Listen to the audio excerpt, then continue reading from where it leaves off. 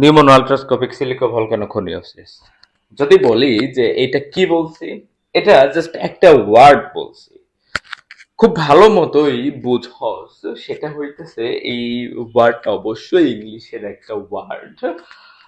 যদি বলি সেটা হইতেছে পৃথিবীতে অনেক অনেক ওয়ার্ড রয়েছে যেগুলা লংগেস্ট ওয়ার্ড, সেগুলার মধ্য থেকে এই ওয়ার্ডটা একটা অন্যতম ওয়ার্ড। যদিও তেমন ভাবে আসলে তোদের এইটা স্পিকিং ইংলিশের জন্য ইফেক্ট ফেলবে না, তারপরেও a little bit of thing, if you know this, then it will make you a little bit of, right, it's make you what, smarter।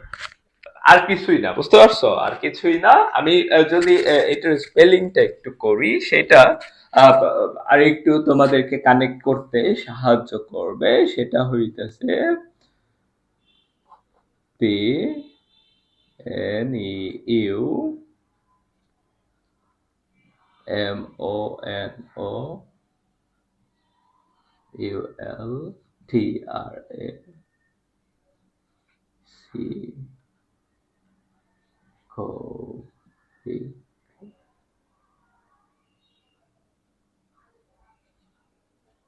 Silicon ভোকা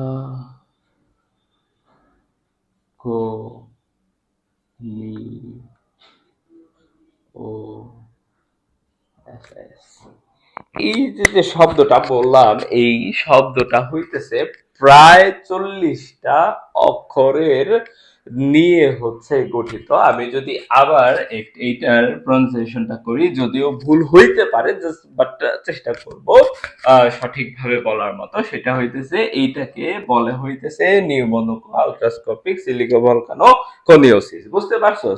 এবং এইটা হইতেছে আমাদের একটা রোগের নাম।